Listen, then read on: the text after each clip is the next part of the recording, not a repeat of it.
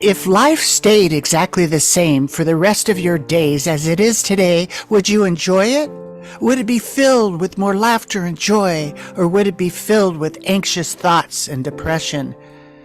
Would you feel ease in your life and calm in your soul, or would there be exhaustion and tension from sunup to sundown? How about the days spent working on your life's mission, rewarding or just another grueling task you feel forced to continue? What does life look like at home? Are you present with the ones you love most, or struggling to spend quality time with them while you worry about what's missing or wrong from your life? Ask yourself this: is this how I want to spend the rest of my life?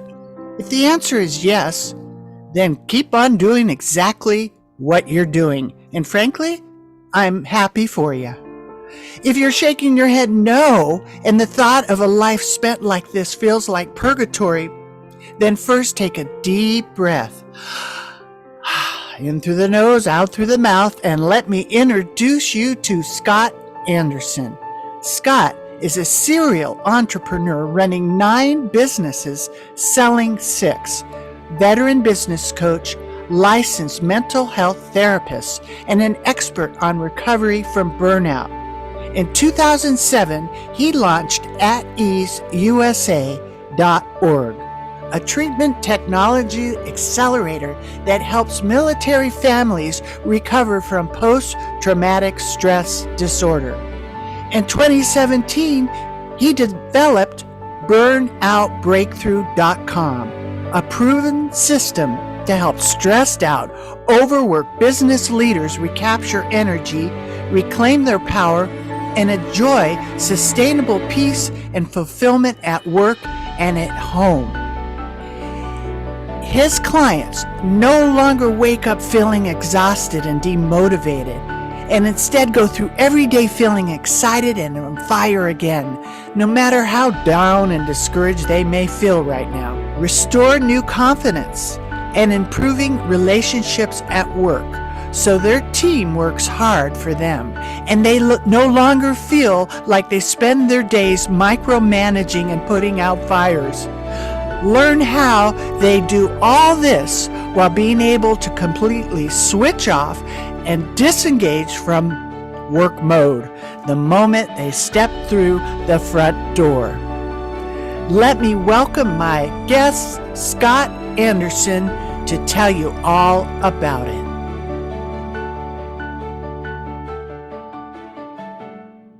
Thank you. It's so great to be here, Kris. I really appreciate it.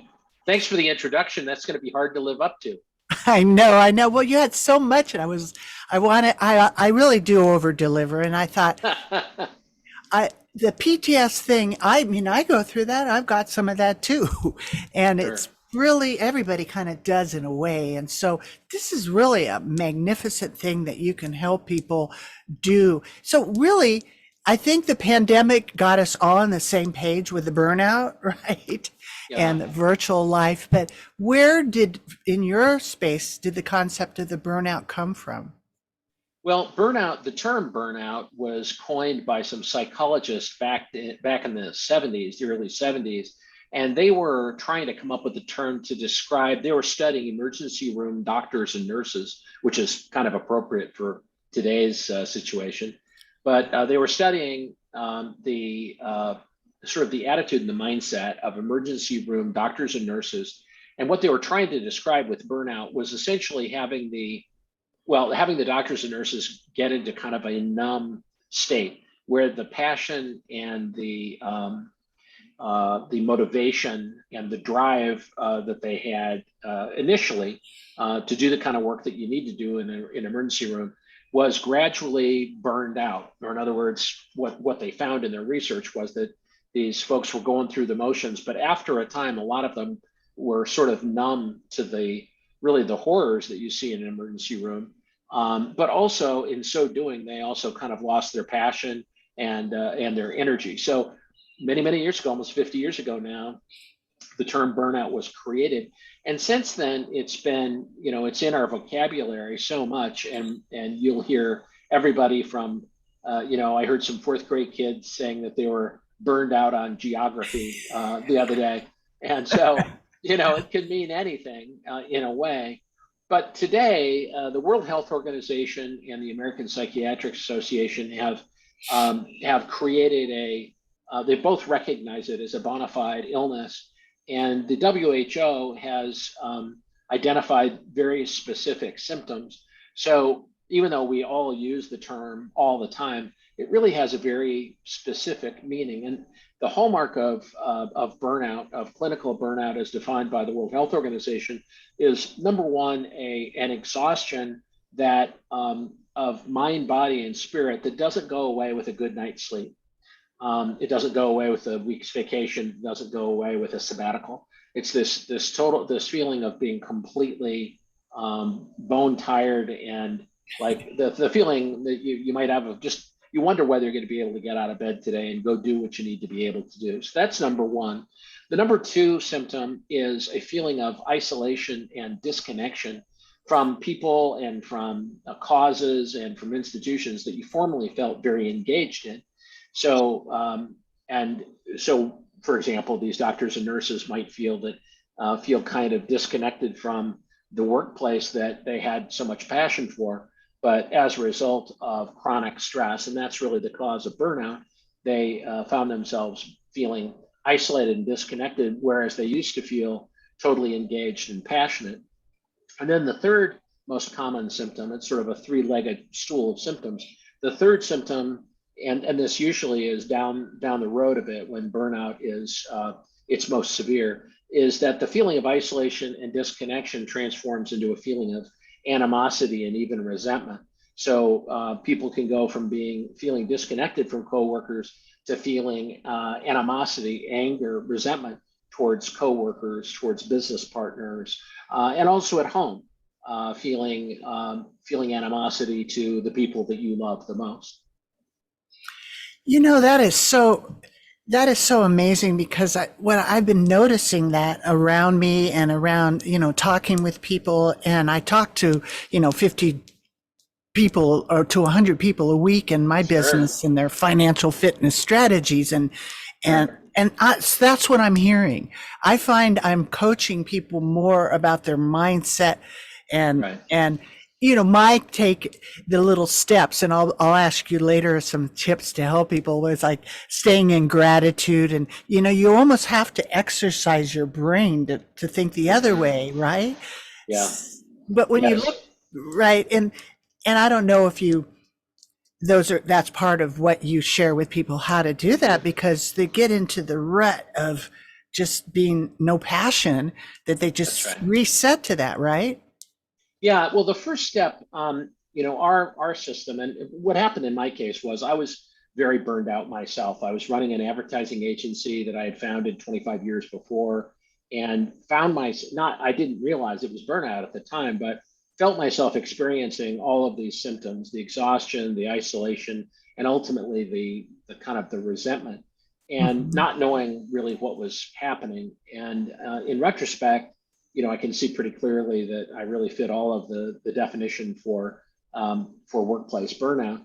But what I started doing initially, both with my coaching clients and my therapy clients, I began to study the research that had been done on burnout, and began to discover some evidence-based practices that are have been proven to be effective. And I started to use them myself on a kind of an experimental basis, because I started working on this about 5 years ago, and there was comparatively little in the literature for burnout specifically.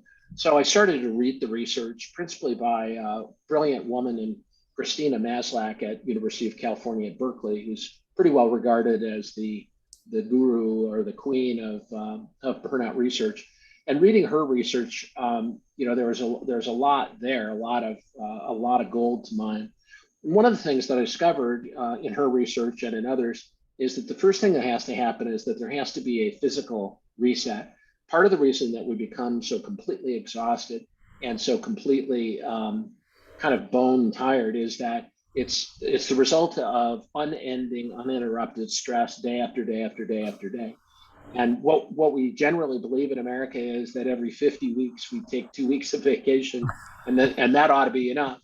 or maybe we take a weekend vacation, or maybe we just get a good night's sleep.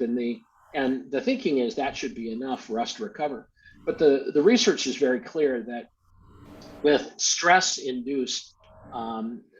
stress induced problems like burnout, the strategy that really works is for us to be actually releasing stress, of noticing stress and releasing it in real time throughout the day. It's very much like an Olympic athlete that trains for an Olympic event, and they stress their muscles in exercise and create micro tears in the muscles. But what's just as important as the exercise is the recovery periods.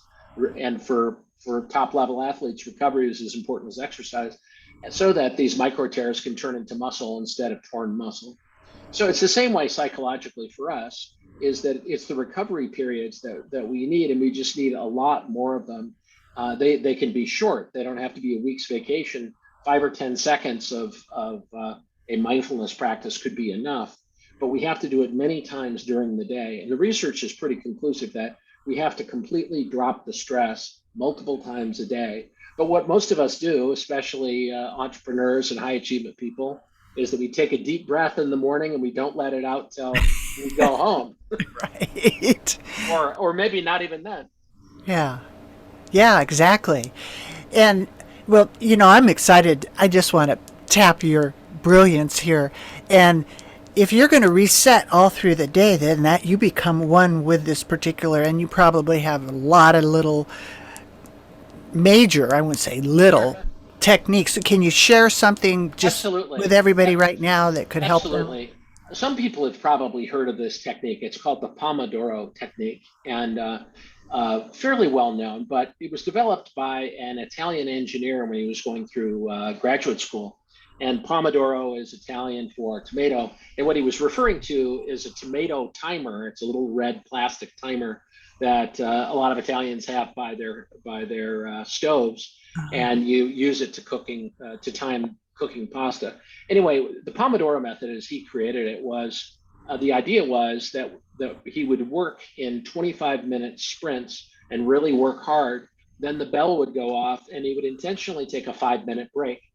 And during that 5 minutes, the key was to completely disconnect from the work that he was doing, to walk away from his desk, maybe go outside. But the whole key to it was to completely disengage from the work that he had been doing. And you can now, there are books and tapes and apps that you can get about the Pomodoro technique, but it's really this basic. The concept is that you work hard for 25 minutes, set a timer. When the bell goes off at 25 minutes, then you intentionally take a 5-minute break.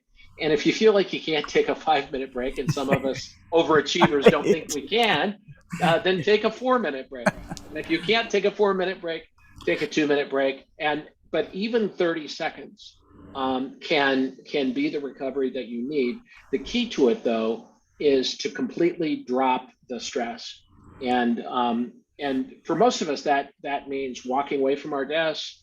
Maybe it means going outside. Maybe it means, if you're working at home, petting the dog or something, getting a glass of water. Maybe it means jumping on an exercise bike for 5 minutes. But the point is that the key that the research shows is to be completely disengaged. And so it wouldn't help, for example, if you took a 5-minute break and looked at all of your emails or your texts or social media or the news or whatever. And it's a very simple, and it's very powerful, and it absolutely works. We've worked with hundreds and hundreds of executives. It absolutely works, and entrepreneurs, but it's very counterintuitive for A level, A type people. They want to be working all the time. And even taking 5 minutes or 2 minutes or 30 seconds feels like too much. But this is really a very simple technique that anybody can use. And if you do this throughout the day, you'll actually be more productive because you'll be focused for those 25 minutes. And hopefully you won't be checking email and everything else. That's one of the keys. Uh, but you'll also be relieving stress throughout the day. The main thing is to really, and this is kind of one of the magic pieces of the Pomodoro technique, is to really be focused 100% on the thing that you're doing. Part of what really stresses us out is the attempts we make at multitasking. And the science is pretty clear that we can't multitask. We can only do one thing at a time. Some of us can toggle back and forth pretty quickly between two things, but the attempt to do that is very stressful. To multitask is to stress yourself. If you've ever driven down the highway and tried to text somebody at the same time, Hmm. it's not only dangerous, but it's stressful. And Right. what really, really helps preserve our sanity and prevent burnout is to really do one thing at a time, to be where your hands are. Okay. I hate to hear that, but I know it's true. I'm a multitasker. Yeah, Two screens, and then it of is course. totally exhausting. Yeah, But and I know everybody has their version of that, but that's a sure, really great tip. Thank you for, dialing that in. sure. Yeah. Because when you look around, and you're the master, you're the expert on this, so would you say this how prevalent this is? I mean, is it pretty much everybody's there now because of the way the world is, or Yeah. Well, the Gallup poll people, the Gallup survey people, tracked burnout and disengagement and engagement for a long time. They've tracked it for, I believe, 20 years at least. And according to their surveys, people reported being burned out most of the time. About 25% of the American workforce reported feeling burned out most of the time. Burned out meaning basically the criteria that I mentioned: exhausted, disconnected, and unhappy. And prior to COVID, 25% of the American workforce, according to Gallup, reported that they were always or mostly feeling burned out. Since COVID, you asked about what happened since COVID, but since COVID, that number has at least doubled. hmm, And some studies say that it's tripled. And what I found anecdotally is that with the entrepreneurs and executives we work with, is that a lot of folks were burned out before COVID, but COVID was sort of the straw that broke the camel's back for a lot of people. The stress of COVID on top of everything else was the straw that broke the camel's back. And for some people, it may have initiated burnout to begin with. But in our experience, when we do histories with people, and we kind of go back and chart when the burnout actually started, it typically the symptoms they were feeling they felt pre-COVID, right, but COVID seemed to be the thing that just drove a stake through their heart. right. And now the economy would add to that and everything else that's going on. So, Yeah. what would you say the main symptoms are, right, of this, the costs, right? Yes. Yeah, again, the symptoms are the exhaustion and the disconnection, and ultimately a kind of an angry animosity or resentment. And those three things together start to cause all kinds of knock-on problems, because if you're running a company, for example, as an entrepreneur, your mood and attitude tends to be felt by everybody in the company, and the performance of other people tends to really to suffer. And today, in particular, it's so difficult to recruit and hire people, much less retain people, that to if you're in burnout and you're feeling the symptoms of disconnection, exhaustion, and anger in some way or another, that does not promote the kind of work environment that most people want to be in. On the other hand, and this is the other part, we keep talking about recession. If you're an employee at this stage of the game, people are beginning, even with the tight job market, people are beginning to worry, if we go into recession, then what are my job prospects? What is my career, stable or not? And it causes additional stress. But unfortunately, if you're showing up at work, and we'll talk about home in a minute, but if you show up at work exhausted, disconnected, and angry, things aren't going to go well for you professionally. And then when we come home and bring those same things home, we start to lose at both ends of the candle we're burning. Yeah, exactly. And that's the whole point. I mean, you can spend your whole life working and in stress and that, like we said in the beginning, or choose to enjoy what you're doing, and then you're going to perform at your Exactly. best, right? Because you're Exactly. inspired. and it is an exercise because I like I said, I have to continually have to keep exercising, and it may not, I say PTSD, and maybe that's sort of an insult to people that really have it, like veterans and that have really gone through traumatic things, and regular people that have been through abusive relationships, etc., right? Mhm. So Well, I think it is one thing that I have observed is that, the origin of PTSD is trauma, or in other words, an event or a series of events that cause the individual to become kind of stuck in a cycle of symptoms. And so, if we apply trauma theory and the trauma model more generally, yeah, I mean, it's fair to say that there are a lot of traumatized people in the world, and we actually find with a lot of people that we've worked with in our program that a lot of people do bring pre-existing trauma, and it may not be military or combat trauma. It may not necessarily be sexual assault or domestic violence, but we have found that a number of people that come into our program do have pre-existing trauma, and they seem to be somewhat more sensitive to constant stress than the average person might be. And a lot of my listeners are busy CEOs and entrepreneurs, and they just fit right into this category. And I'll tell you, the majority that I talk to, and I'm into the 90%, are stressed out.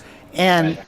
and they may not, they may not even think of the value of what we're talking about to take Sure. time out of their life, because you've got a fabulous program which I want you to tell me about a little bit, and what the recovery looks like, and then the process Sure. that you take through, and why would people want to take the time out of their life, and we've already talked about why. Yeah. So Well, right. you asked such a great question, Kris, Thanks. at the beginning of the interview about, is your life the way you want it to be? If your life continued this way for the rest of your life, would this be a life well lived? Would this be a life worth living? And it really becomes an existential question, I think. And for some people, even asking the question or looking at the question itself can be so terrifying that they really can't look at it. um, I'm in the process of writing a book right now called The Blessings of Burnout. And I phrase it that way because I really consider myself very fortunate, first of all, to have survived it and pulled out of it. But by doing that and by taking the actions that the research suggests will be most effective, have actually built me a much, much happier and more fulfilling life as an entrepreneur than I ever had beforehand. And I wouldn't have taken any of these actions, willingly, because like a type A entrepreneur myself, my attitude was always work harder. I mean, that's Right. that's the answer to everything, is to worry more and work harder. I got to a point where that simply didn't work anymore. So I consider myself very fortunate. But it's the existential question you posed at the beginning of the interview. Are you content to have the way you are living now be your life story through the end of your life, or do you want something better? My experience is that a lot of entrepreneurs feel as though that it's a zero sum game. They can either have business success and personal or professional achievement, or they can have a life worth living. But you can't have both. I mean, that's sort of the unconscious assumption, is that I have to work myself up to, if not into, an early grave in order to merely survive the stress of business life. And that's certainly what I believed, and that was the voice in my head that was driving me. Right. But it damn near killed me. And what I discovered for myself and in working with hundreds of other entrepreneurs and executives is that it's not a zero sum game. In fact, to the contrary, the more you can recover from burnout, and the more you shed the less you let the voices and emotions in your head drive you. Right. um, the actually that not only are the happier do you get and the more fulfilling life becomes, but you actually achieve more. These have been the last 5 years of my life have been by far the richest professionally, not only in terms of the things I want to achieve, but also financially. And I would have predicted the opposite. I would have assumed that to work on any of these issues would mean you have to sacrifice achievement, and the opposite is true. So you are the fruits of your own program, right? You're the Yeah, success story of your own program because that's where it sprung from, which you can't get any better than that. What maybe can you unwrap a little bit about the process of what you take sure. people through? Absolutely. So the first step, as I mentioned, is really to try to recover physically and to try to get people's energy back. And to do that, we have to stop this cycle of being in stress 24/7. And so our program is basically 9 steps in the system, and the first three are really focused on regaining the physical energy by allowing people to let go of stress, giving them simple, easy techniques that they can use in as little as 5 or 10 seconds, but to use them multiple times a day. We because I understand entrepreneurs and because I am one, I would never have talked about meditation, for example, even though the research on that is very clear. Because entrepreneurs will never would be quick to say, as I did, I don't. Who has time for that, right? So instead, we've come up with really practical and pragmatic techniques that only take 5 or 10 seconds to do. They don't chew up any time. They actually make you they're easy to insert into your day, but they're counterintuitive.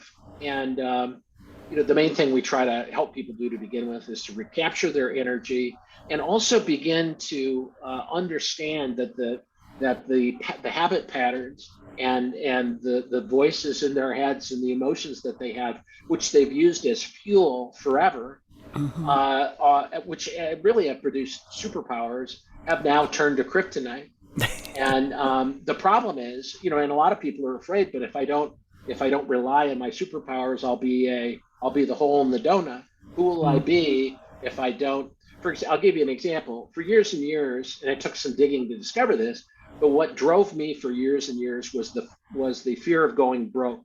I'm sure you've heard that from your CEO clients. Yes. That deep in their soul, they might not admit it to anybody else, but deep in their soul, in the dark night of the soul, there's this fear that I'm going to go broke. And the kind of story in my head was, I imagined me and my family living under a bridge with a little fire, eating a can of beans, and my children saying, "For the love of God, Daddy, can't you get us some food?" And it sounds ridiculous to say that, but that thought was really the burr under the saddle that kept my horse going for a long, long time. It would get me to, if I needed to work 24 hours a day, that would drive me to do it. It wasn't just the wanting to achieve, it was running away from the prospect of going broke. So when we allow thoughts and emotions like that to bully us, it works for a while. As I say, it's a superpower, but inevitably, by the time we work with people that are burned out, that superpower is turned to kryptonite. So we have to find a different motivation. And first of all, we have to learn how to shed the old ideas in our heads. We have some very simple, very effective techniques to do that. But the second thing is, what do you pivot to then? What does drive you? If it isn't pure ambition and pure fear, then what does drive us? So we spend a lot of time working on and helping people get clear about their values. By that I mean, what gives you joy in your life? And so many entrepreneurs are afraid that if they think about that, they would just stop working. That they would lose all of their incentive and all of their motivation. But again, the opposite is true. So when you let your values drive your behavior and let your values be your motivation, the kind of person you want to be, the kind of experience you want to have, the kind of lives you want to build for those people around you, and start using that as fuel, then the game changes completely. Performance increases dramatically, stress decreases dramatically. And this is why, in our program anyway, we've had every single person who's been through it comes out saying, the burnout is gone. I'm not exhausted, and I'm not consumed with terror anymore. So it is possible, but it does involve exploring some counterintuitive ideas. And basically, instead of letting the bullying thoughts take your lunch money every day and driving you into behavior that's maybe not good for you, maybe not consistent with your values, to instead use your values to drive your behavior in a positive direction, and one that really will build you the life worth living. That's a good one. That's fabulous because when you put your values in the core of your business, then that almost brings the balance in, and you have all the techniques to keep the balance there. And you've worked with a lot of people, right? Yeah, we've worked with hundreds and hundreds of entrepreneurs and executives in our program so far. That's fabulous. And is there anything else you want to share about your program, like a little more detail of like the process? So if someone Sure, contacts you, sure. then what would Yeah, happen? the first thing that I would do, and I'll let you put this in the show notes, Kris, but we have a master class on the 5 shifts that are proven to break through burnout. It's a 30-minute video, and it explains our system and the techniques that are proven to work. And you can find that at burnoutbreakthrough.com, and I'll make sure that you have a link to that. The other thing that I'll also send you a link for is we have a quick but accurate online assessment for burnout. And a lot of times people, don't really know what they're going through. They're not sure if it's burnout or if it's something else. So we have created a version of the Maslach burnout inventory that will give you a quick idea of where you stand in terms of the symptoms I've been talking about. And it really helps people kind of get clear. Is it burnout, or is it something else? Right. So if they go out to your site, they would be able to see all that, and Exactly. that's great. And it probably be shocked about how much they really are in denial, right? Because Yeah, we're all well, kind of in denial, or a little bit, yeah. But the thing that people really can't deny is that if you wake up every morning and you just wonder, how am I going to do this today? I mean, I've got to do it. I'm the person. This is my yeah, business, for example. There's no one else that's going to do it. I have to get up and do it. right. If you get to a point where you wonder, God, I hope I can do it today. This is what happened to me. I'm not sure I can do this today. If you're at that point, then chances are unfortunately pretty good that you've got a problem. So take this assessment and find out for sure. The good news is that there is absolutely solutions for this that are practical and proven. Anybody can do them, and it can happen pretty quickly as well. That's fabulous because I think we are in those times that, and the way that things are amping up, that the stress is keeps going up. It's not getting less, and so I think it's so important that everybody take time out of their life and go to the site, check it out, and hop on and do it because I know when I took time out of my life to do, dial this stress part in, the whole business changes, right? Exactly. Your whole energy changes, and that's the shift. You make the shift, Exactly. right? And Right. and things actually get better. They do, This is yeah. this is the thing. I just wanted to not feel so terrible. I would have settled for that. I would have Right. taken my right arm to just feel better. But Yeah. as it turns out, not only did I feel much better than I ever dreamt of feeling, but also every other part of my life at home and at work improved dramatically. And But so that's the cost of recovery, is to have a life worth living. life worth living, and you only get one, so take the That's it. time out. Take the time out of life to live it at its fullest, right? Yes. That's great, Scott. Well, we'll have to have you back when you get your book, but for now, Thank you. everybody should go to burnoutbreakthrough.com and check out. We'll put everything in the show notes, and we'll follow up and keep this here so that you can get the blessing that Scott's given here today. Scott, it's really been fun talking to you. A Thank you, real, Kris. real Really honor and enjoyed it. pleasure, Thank and you. and we'll look forward to seeing you again. Thank you. All right, thank you.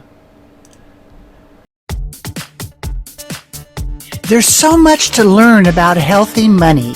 I hope today's discussion brings you one step closer to securing and protecting your future. So you can get started on the right foot, go to meetwithkrismeller.com and schedule your free financial fitness strategy session. Thank you for listening, and please subscribe to Money 911 so you don't miss our next episode, which includes health, wealth, and peace of mind.